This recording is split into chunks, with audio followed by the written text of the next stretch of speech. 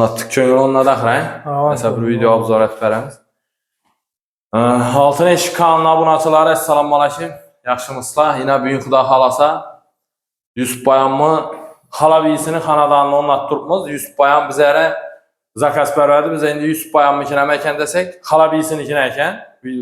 Bundan burunki videoda Yusuf Bayanmı xanadanına da aytıb ötüverdik. Yusuf Bayan xala birisini öyünə zakaz verənəkən. Şunu azıyla Xuda xalasa anlatıp olduk. Bir xatar sizlərə düşündürüb ötəmiz. Yine eşikimiz yeni 1.10 boyu 2.5 razmerdə 0.8'lik karışnoy matvi laminatda işlənən zamoklarım orijinal 5 kilitli zamokdan 300 min so'mlik zamok garantiyeli. Eşikimiz yine yakın gelin.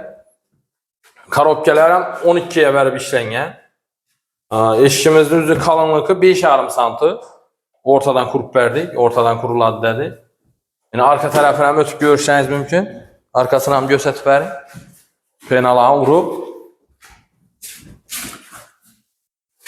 Yusuf Bey ötün bana.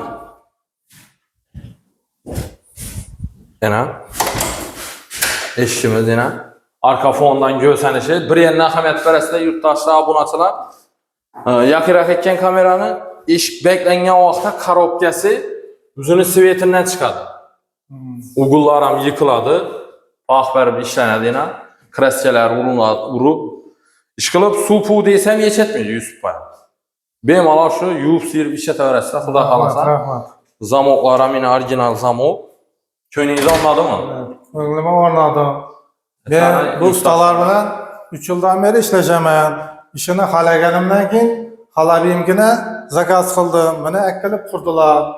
İşini haladım. İşike gap yok. Acayip. Rahmet. İşlerinize muvaffakiyet. Bir Yengi Bazar navada baytaladı? Yengi Bazar Center. Yengi Bazar Center'a Yusuf Bayanmı xala bilsin xanadanını anlattık. Yusuf Bayanmızı Yengi Bazar Şirin Kongrat'tan. Anam benim olan zakaz falan olsa bizlere bağlanıp müracaat edip telefonlaşsanıza halan türde, halan figurada, laminatdan halan svetlerinizden bak. Akı, karışnoyu, ki kreşinli svetler var. Her xili svetinden bak. İşkılıp gelişilen narxda Xuda xalasa işlep verəmiz. Şu bizənin kanalını küzətib batıran bolsanızlar, yengi bolsanızlar, bizlərə şu abunə olub, like basıb, bizənin paddeşət burasına. Sana Yusuf Baya anlatıp verdik. Köyünüzü ondan bolsaq. Rahmet, günlüğümü orlandı. İşlerinize gap yok. İşlerinize muvaffakiyet. Rahmet ağa, rahmet. Sana əziz yurttaşlar, keyinki videolarda görüşünce sağ aman bolasınlar şu bizənin kollab quvvatlab durumlar, bizənin şu motivasiya boladı. Paddeşən ayəmin like'larını basıb. Yusuf Baya, sağ olasınız. Rahmet. Boladı, yaxşı.